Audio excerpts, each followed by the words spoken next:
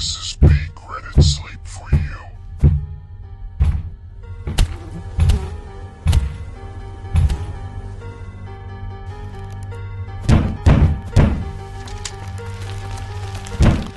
Hey everyone, before we dive into the story, could you do me a favor and hit the like button? Welcome to the first story titled, Come to Daddy. Lay back, unwind, and enjoy. You would probably be surprised at the number of bodies one can find out in the desert. You would probably be even more surprised at how often people play with the bodies. But I don't know.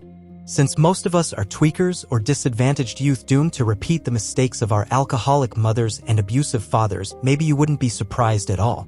My best friend, Cameron, found last winter's corpse du jour, an old man in a dilapidated trailer.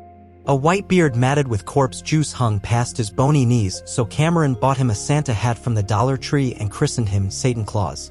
Satan Claus was a popular attraction among the high desert's underbelly until Gidget Gagnon blabbed to her brother, who was a deputy sheriff. This pissed Cameron off. He didn't grow up here, so he didn't understand the rules. There's always a snitch, there's always a winner, there's always a freak, and there's always someone who fantasizes about killing you. Even if he understood, he'd never have believed that I was both the freak and the person who fantasized about killing him.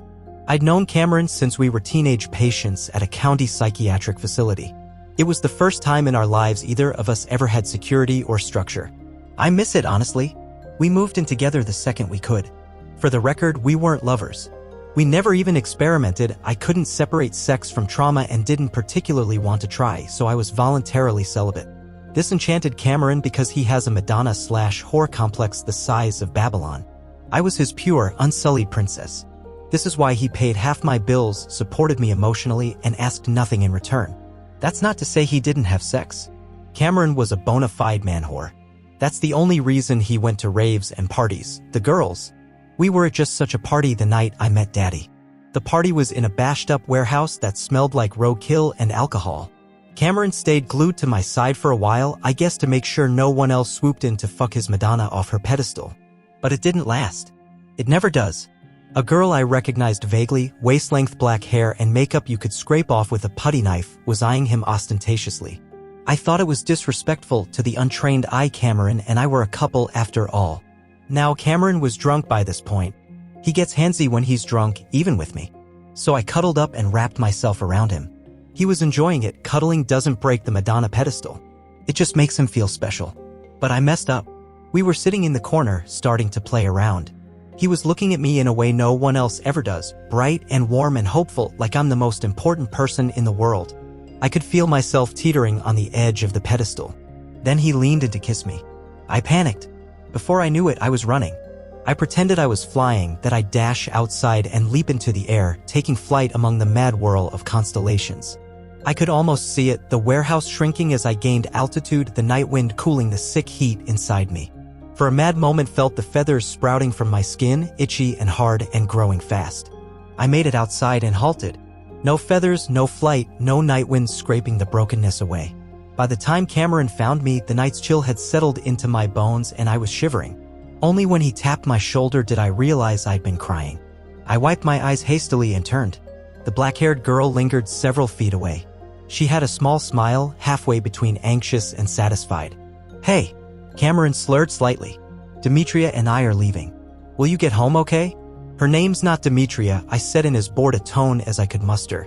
"It's Brittany." All at once he looked a lot less drunk. "You know her name doesn't matter, don't you?"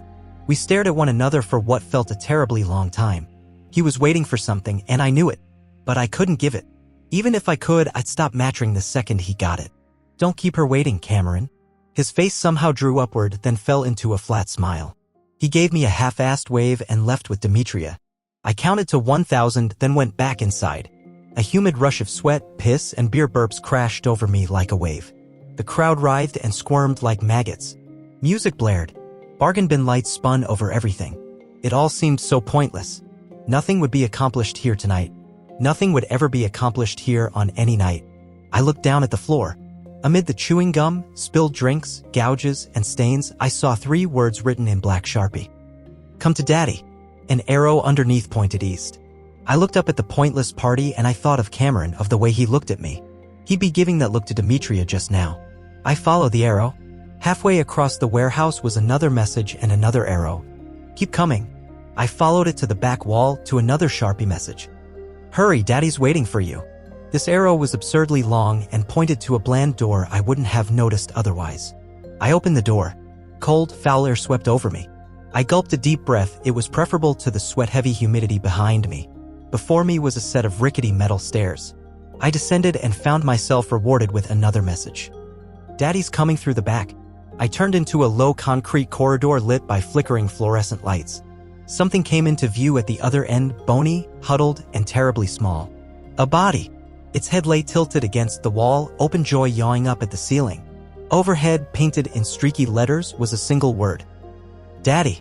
An oil drum sat next to Daddy. I withdrew, gagging, when I saw the half-rotten sludge of dead vermin at the bottom.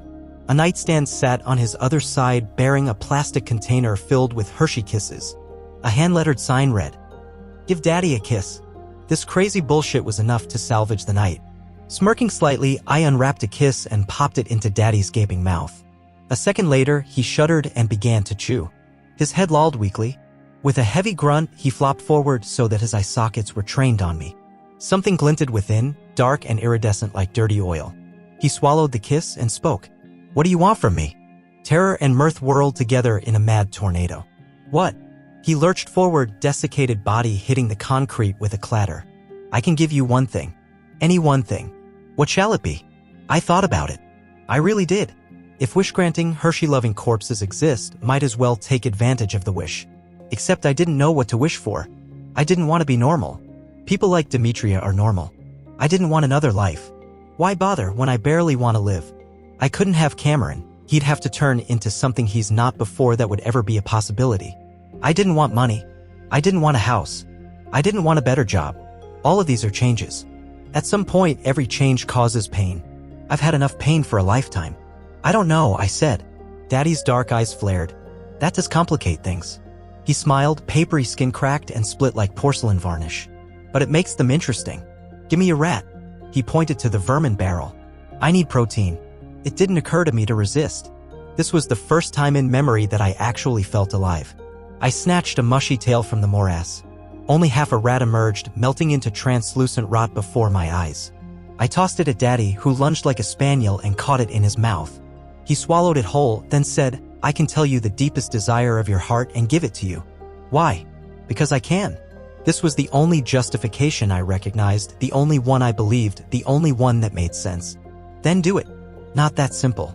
I need energy. More rats. Well, of a kind, he chuckled. But not exactly. He watched me expectantly. Those sockets glinted madly, reflecting every color under the sun and several I couldn't describe. Music thumped from upstairs, loosing trickles of dust and reverberating through Daddy's lair. I don't get it. People. I need people. Or rather, parts of people. Skin, eyes, hair, livers dash. I eyed him suspiciously, wondering just how fast this monkey's paw motherfucker could run. You could get all of those from me. You're my client. Clients pay the provider's price. You pay this provider's price in bodies. I need 2 eyes, 2 lungs, 1 stomach, 1 liver, 1 skin, he continued, rattling off seeming every organ in the human body. Then he finished, and each must come from a different person. I contemplated this briefly. You'll show me what I want dash something, I added silently, that will make me happy and you'll give it to me? I swear on my name. Which is? He wagged a finger. Sorry, darling. Names are power here. But an oath upon my name, spoken or otherwise, is unbreakable. I watched him. He smiled widely, the thin remains of his mummified skin split and flaked off like snow. Under the lights, he looked like a cross between a Halloween decoration and a bad Photoshop project. Except for his eyes, those dark, writhing masses of nearly hidden color. I turned around and went back up to the party. Almost immediately, I spied a long, shimmering curtain of black hair across the floor. For a triumphant moment, I thought it was Demetria, but no. She resembled Demetria, though, and that was enough for me. She wandered around nervously, a tragically overgrown little girl lost. I pretended I was her ride home and led her downstairs. Daddy warped and shuddered and grew into something that blotted the lights, something I couldn't look at without panicking, and swallowed her whole. I kept my eyes closed until Daddy cleared his throat. He'd grown skin, thick and fleshy, lipless. It reminded me absurdly of a squashily upholstered sofa. Dull, cracked teeth glinted in the recessed mouth. Will I have more tonight? I got Daddy a stomach, 2 eyes, and a liver before the night was done. I chose dirty, dusty men, the kind that looked as if they'd been sucked dry. Homeless tweakers, people who, for all intents and purposes, have already disappeared. I know how sick it is, but please try to understand. The only things I ever feel are fear and panic, and that only happens when someone touches me unexpectedly. Can you imagine what it's like? To be dull and empty like a reptile, except when you're accidentally triggered into reliving the worst moments of your awful life. I'd have given anything to change that. Anything to have something that would make me happy. So I fed Daddy people that no one would miss. It's easy to find them if you know what to look for. Men with sucked-in faces who ride children's bicycles, women with nice bodies and ancient, haunted faces, dust-caked teenagers, and old men sleeping under tarps in the desert. It took a month. In that month, Cameron began to date Demetria. She spent more time in my apartment than I did. After I walked in on her blowing him after a long shift, I went to my room, started to pack. I don't have much, so it didn't take long. Cameron caught me as I dropped the last bag in the trunk. His eyes were wet. "She doesn't mean anything," he said. I slammed the trunk shut. "Then that makes you a shitbag, Cameron. Tell me to dump her. I'll do it. I'm not your mommy." He ran his hands through his hair. His lips started to tremble. Loathing exploded through me. "You're the most important person in my life. Only because I can't be." I climbed into my car and drove off. After a couple of brutally cold nights under the stars, I moved into the warehouse with Daddy. He sang lullabies and fed me Hershey Kisses from that dirty plastic bowl. No matter how many I ate, the bowl never emptied. Daddy didn't expect conversation, affection, or any attention at all. All said and done, it was a relief. I still went to work, of course. Cameron came in every night. I felt a cruel surge of triumph whenever he wandered in. He still looked at me as he always had, like I was the only person that mattered. Then Demetria followed him. The fight was a truly spectacular example of a white trash beatdown. He and Demetria were banned, and I got written up. It didn't really bother me. That night I found a ragged if fat man in foul-smelling clothes out behind the restaurant. I told him he could stay at my house if he wanted. He was slow, childlike, and took me at my word. Daddy ate him quickly and spit the bones into the rat barrel. Then he burped, enormous fleshy cheeks beating like sails in the wind, and sat down. "We're almost done," he said. "Only one body left." I did a quick calculation. 2. A heart and a brain. He chuckled indulgently. "I've had a brain all this time. All I need is a heart." By this time, Daddy looked like a cross between Nosferatu, Frankenstein's monster, and a Picasso painting, pale, fleshy, and muscular, with ridiculous Fabio hair and a thick, indecently red mouth that didn't quite fit his skin. He had one green eye and one brown eye. In place of whites, that murky, oily rainbow continued to swirl. "I'll find it tonight," I told him. He hesitated theatrically. "There's a special rule for the heart." My skin tightened. "I need your heart." My pulse beat slow and heavy in my throat. "That's against the rules." He laughed. "You misunderstand. I don't need the stash," he tapped my chest, tired little muscle. "I need your heart. Only it's inside someone else." "What?" I asked levelly. "Are you talking about?" "A heart that is yours is a heart that loves you." "You mean Cameron?" He smiled and nodded. I almost left. "But why?" Cameron didn't really love me. He loved his illusion. His pure little princess. Someone he couldn't touch. Someone who was too good to be touched. It was a paradox. The moment he got what he wanted would be the moment he lost it. But he could help me get what I wanted. If he really loved me, that would make him happy. Wouldn't it? I drove to my old apartment and knocked. Cameron answered the door, smelling like dirty clothes and whiskey. His eyes went wide when he saw me. Then he started to cry. "She's gone," he said. "I'm so sorry." "You've got nothing to be sorry for." I came inside, held him. He got handsy. I let him. Maybe because I was expecting it this time, or maybe because there was finally a light at the end of the tunnel, it was okay. Not enjoyable, my heart raced and I felt sick, and he was too intoxicated to do a whole lot. But he was gentle and careful. He got what he wanted. Before he could realize that he'd knocked his angel off her pedestal, before he could take my heart away, I talked him into a drive. The drive to the warehouse was the happiest I'd ever seen him. I led him through the warehouse, pausing every minute or two for a hug or a kiss. That was fine. It was good to make him happy. Quid pro quo. Only when he saw Daddy, hulking and grinning under the fluorescent lights, did Cameron realize that something was wrong. Daddy stood up. He looked awful, 9 feet tall and completely wrong, a hybrid of every childhood nightmare. "Get back," Cameron told me. Daddy charged.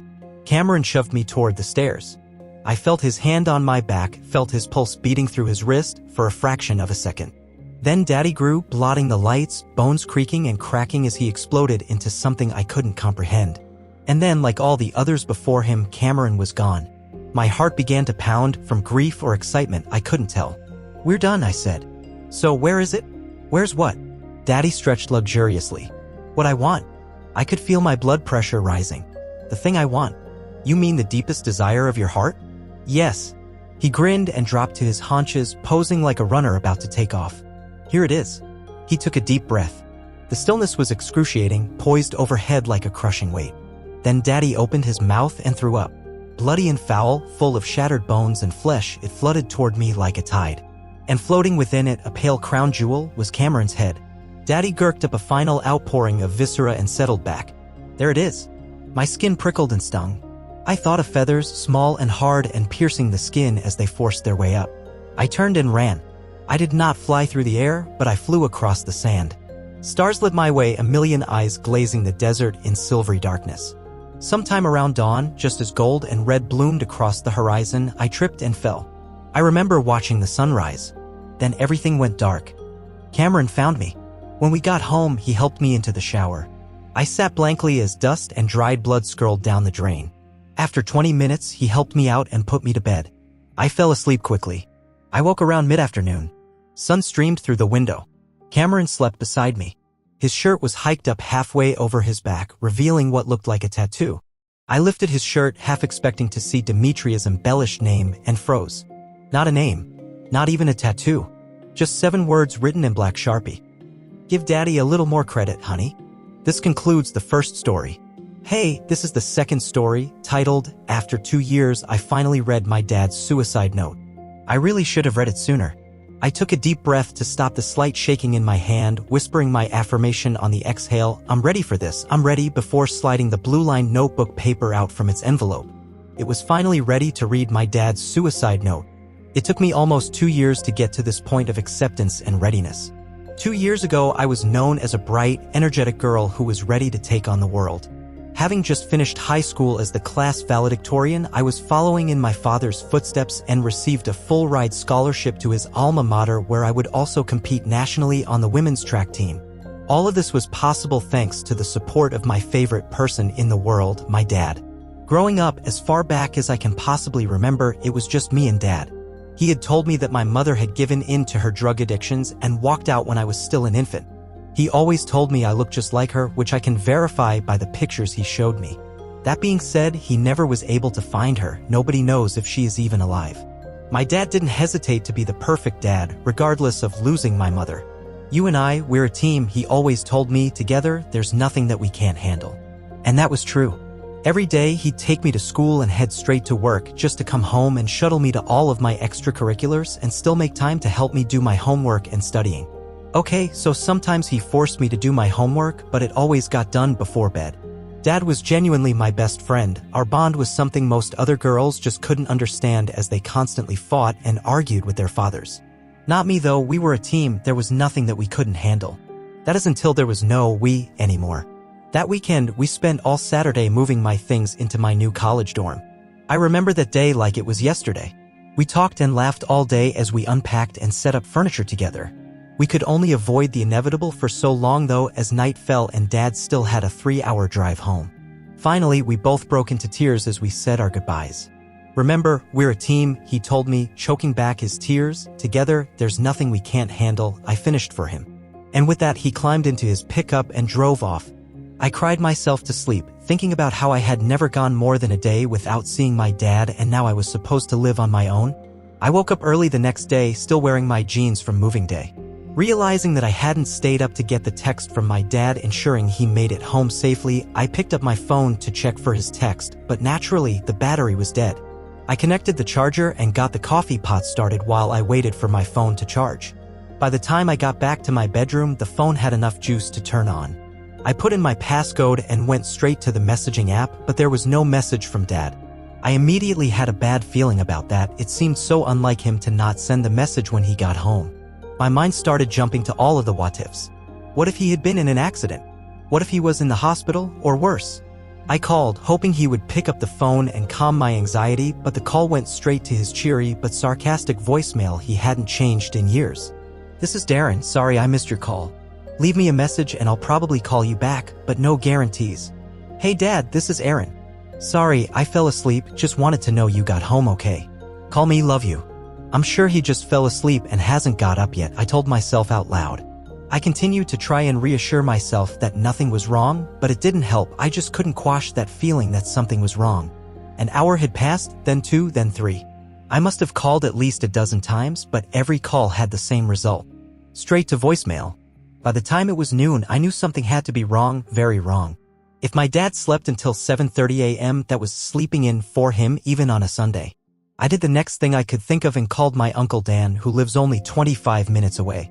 "Hey, Uncle Dan, sorry to bother you, but have you heard from my dad? He never called to say he was home last night, and well, he hasn't answered his phone." "Oh, I'm sure he's fine, he's probably just sleeping in. He's an empty nester now, or maybe he's just working on that old Camaro. Maybe he'll finally get it running," Dan said with a chuckle. "Look," I said while pacing my room, somewhat annoyed by his lack of concern, "can you just please do me a favor and go check on him? I'd love to, but I'm at the lake right now having myself a nice quiet fishing trip. But tell you what, if you haven't heard from him by later this afternoon, I'll stop by on my way home and smack him for you." "All right, thanks Dan," I said before hanging up, not even trying to hide my disappointment. I couldn't understand how Dan could just blow off the fact that Dad hasn't called me. I knew my dad better than anybody, and this wasn't normal.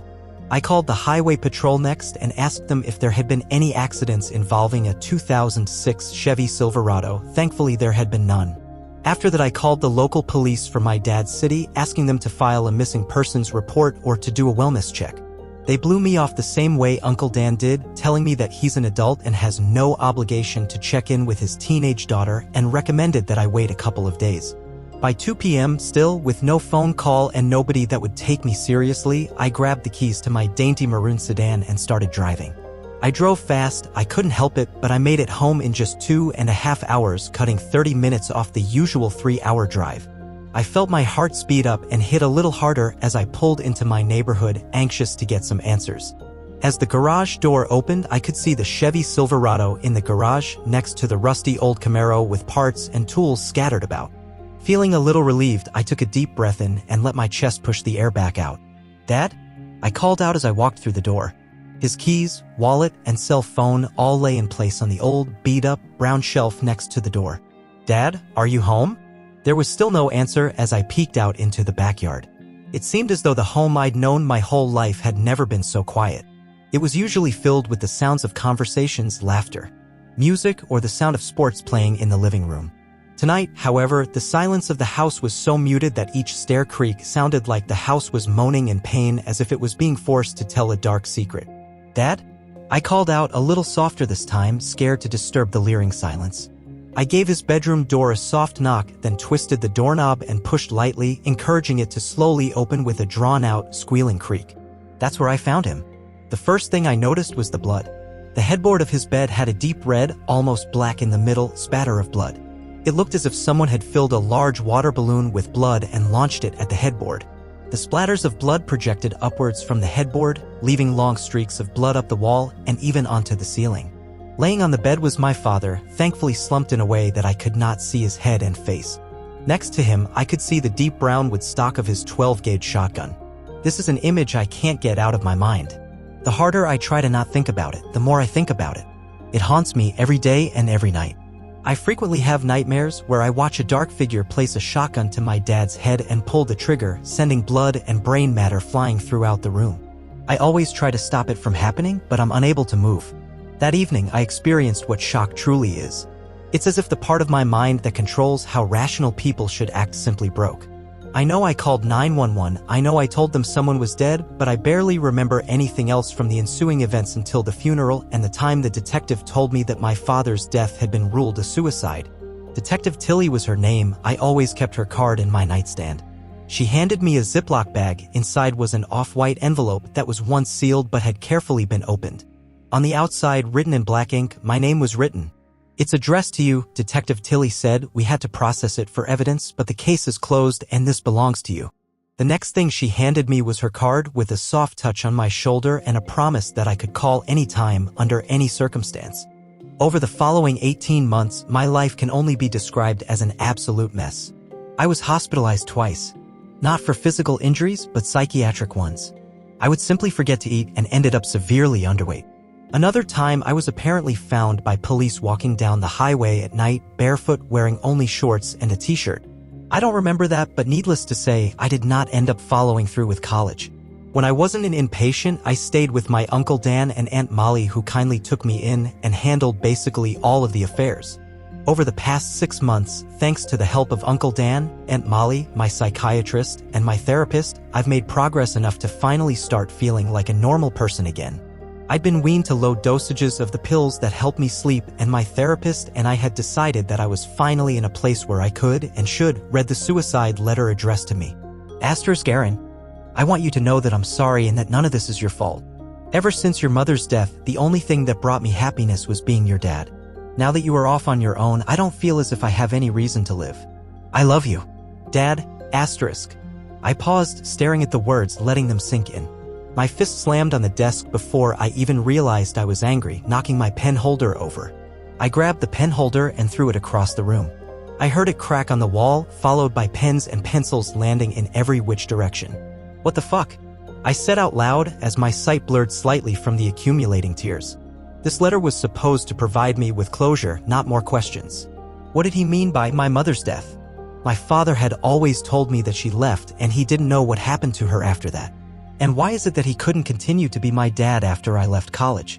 I took a deep breath in through my nose and pushed the air out through my lips. I took a couple more deep breaths until I had composure over myself. I started picking up the pens that I had thrown everywhere. They were all the blue-capped ballpoint pens, the only pens I would write with. That habit was one of the many that I picked up from my dad. That's when the oddity of the note struck me, something I hadn't thought of until now. The note was written in black pen. My dad only ever wrote with blue pens, as if he had some sort of paranoia with using any other ink. I rushed back to the note and looked at it more intently. The black ink on the paper didn't seem right, and not just the color, but the lettering as well. I rushed to the closet and pulled out the old orange shoebox that contained every card my dad had ever left me. On top was the card he had given me along with my graduation gift. On the top front, written in blue ink, was my name. I placed it next to the suicide note written with black ink. It was different. The handwriting was close, but different. My dad wrote the E in Aaron with straight lines and sharp points on the graduation card, but on the suicide note, the back of the E was curved. There were other small differences as well, such as how on the note, the handwriting was slightly more slanted than on the cards my dad had given me. Over the next few hours, I pulled out every single card and analyzed the handwriting, comparing it with the suicide note. The more I read, the more I became convinced that the suicide letter was written by someone else, but who? Was my dad murdered? I approached Dan as soon as he got home, holding the letter in my hand. Dan, there's something that I'd like to talk to you about, I said, standing in the doorway of his office with my free hand anxiously pulling at my hair. What can I do for you, Aaron? Dan replied with a smile, but still looking down at his computer. My dad's suicide note, I read it. It says here that my mother died, but my dad said that she left and he never knew what happened to her. I'm just confused. For a moment, just a small moment, a look of surprise came over Dan's face, as if he'd been caught with his hand in the cookie jar. Just as quickly as it appeared, that expression left and was replaced with a kind, caring look. I'm sorry, honey, I don't know much about your mother, only met her a few times myself. He paused for a minute to remove his reading glasses and set them on his desk. I'm sorry to say this, but I think it's also fair to say that there were a lot of things your dad kept to himself. I wish he'd opened up about his struggles, we all do. Okay, I'm sorry to bother you, I said, starting to walk away. Hey, don't leave yet, is there anything else that is bothering you? Well, the thing is, I trailed off and looked down at the ground. I didn't know how to say it, that I thought my dad was murdered. I started doubting myself and was worried that after all of the problems I've had that I might sound crazy. It's okay, Aaron, you can tell me. I don't think my dad wrote the note. It's not his handwriting, it doesn't match, I spat out. Aaron, Dan said, sounding clearly disappointed, I thought we had this all behind us. Did you take your meds today? Yes, I took Dash. I'll call Dr. Z first thing tomorrow, we don't need you to have another mental break. I'm sure the therapist can get you in for an emergency session as well, he said while scribbling down some notes on his post-it stack. You know what, you're right, I'm overthinking this all, I'm just going to go get some rest. I didn't wait for a response.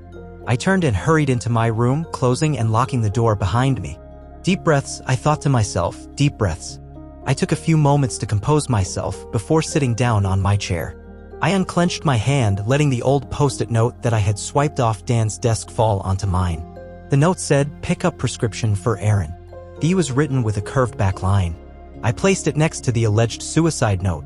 The handwriting from Dan's post-it note was a dead match. Dan wrote this suicide note, not my dad. Hours passed while I sat at my desk, staring at the notes, grasping the new reality of the situation. A dozen thoughts crossed through my mind as to what might have happened, what role Dan had played in my father's death. Molly had knocked on my door and tried to coax me out for dinner. I declined, saying that I needed some rest. My therapist called too, undoubtedly he had received a call from Dan. I ignored his call, thinking Dan was trying to make me think I'm crazy. "What are you hiding, Dan?" I asked myself. It was 11 p.m. and I was sure Dan and Molly had gone off to bed. I pulled out that old business card that I had kept for the last 2 years. On the top, in blue handwriting, the card read, "Tamitha Tilly, Detective." I pulled out my cell phone and dialed the number, hoping that she would pick up. Listening to the tone, I couldn't help but think about that day 2 years ago, trying to call my dad not knowing he was already dead, laying on his bed with his brains splattered across the wall. "This is Detective Tilly." The voice startled me. I had been so lost in that horrific memory that I forgot about the present. "Hello, is anybody there?" Detective Tilly asked from the other end of the line. "Yeah, sorry, my name is Aaron Mills. 2 years ago, you worked my dad's case, Darren Mills?" "I remember you, yeah," she said in a kind voice with a hint of sadness. "Some cases are hard to forget." "How are you?" she asked. "Well, I'm a little freaked out," I said, feeling comforted by the openness of Detective Tilly's warmth. "The thing is, I started to pace the floor, not really sure how to say it." "Go ahead, Aaron, what can I do for you?" Detective Tilly encouraged. "I know it's been 2 years and I know this probably sounds crazy, but I've just read my father's suicide note and it's not his handwriting, he didn't write it." There was a pause of silence from the other end of the line. "Are you sure?" Detective Tilly asked. "Yes, and I've compared it to my uncle's handwriting and it looks exactly like his." "I know how this sounds, but..." "I believe you," Detective Tilly said before I could finish. "Look, if you're right about this, we need to get ahead of the situation now." "Where are you?" "I can come pick you up, bring the note and your uncle's handwriting sample, and we'll look at this together." It felt so good to hear her say that she believed me. It had been so long since somebody truly believed in me instead of treating me like some sort of head case. "Okay, I live at redacted XXX Street," I told her, already grabbing some clothes from my closet with my free hand, "but I'll probably have to sneak out. This is my Uncle Dan's house, and when I said something to him about the note, he got really weird." "Oh shit. Aaron, you need to get out of there." "I'm already on my way, keep me on the line, get out of that house, walk down the street, then start talking to me and I'll pick you up." "Okay," I said, "I'll talk to you in a few," before slipping the phone into my pocket with Detective Tilly still on the line. I quietly slipped my Vans on and grabbed a backpack with my computer, phone charger, and a set of spare clothes along with a folder containing the suicide note, writing samples from my dad, and the post-it note from Dan, before quietly opening the door and stepping out. "Going somewhere?" I jumped a mile at the sound of Dan's voice and almost fell over while my heart punched my chest from the inside. "Dan, hey," I said, trying and failing to hide the obvious fact that I was caught red-handed by the man that may have murdered my dad. "I was just going for a walk." "With your backpack?" Dan said immediately, taking a step forward.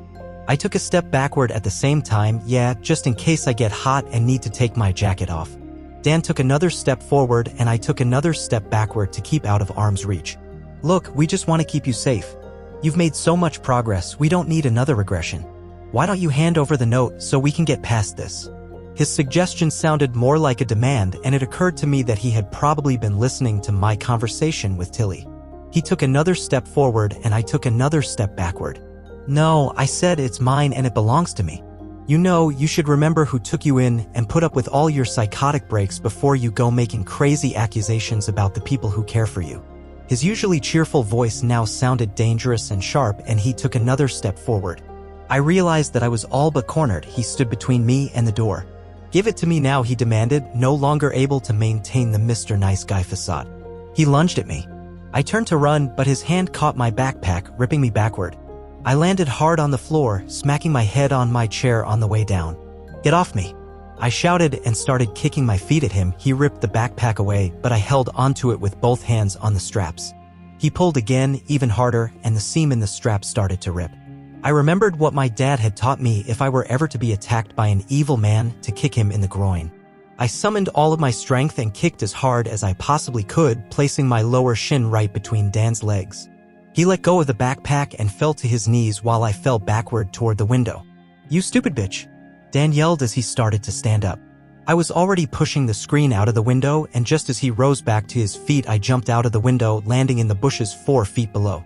I scrambled to my feet while wiping the blood away from the cut on my forehead created by my collision with the chair.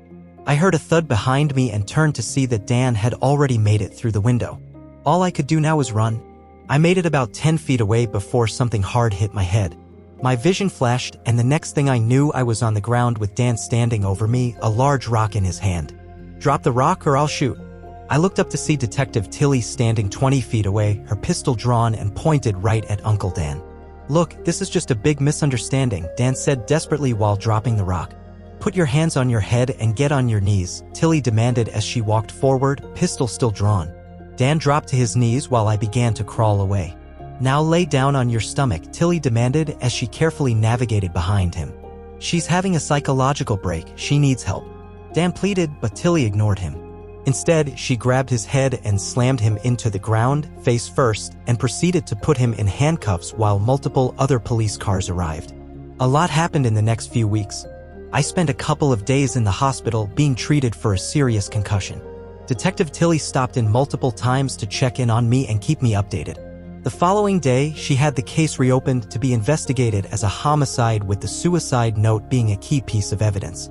Dan was arrested that night for assault. Detective Tilly had heard the entire thing over the phone and witnessed him hit me in the head with the rock. When questioned about the homicide, however, he refused to talk and lawyered up. Instead, they turned to interrogate Aunt Molly. It took her less than an hour to crack and confess to everything.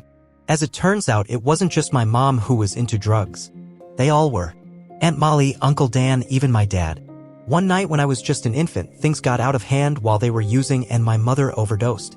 They didn't want to go to the police because they would all go to jail and guardianship of me would have been given to the state. Instead, my dad and Dan disposed of her body and played it off as if she had walked out on us. They all got clean after that, and my dad made it his goal to be the best dad he could be.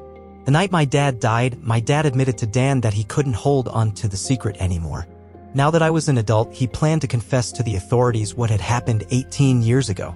This didn't sit well with Dan, so Dan killed him and made it look like a suicide to keep Molly and himself out of prison. It was a lot to grasp, but ultimately I feel much better finally understanding the truth.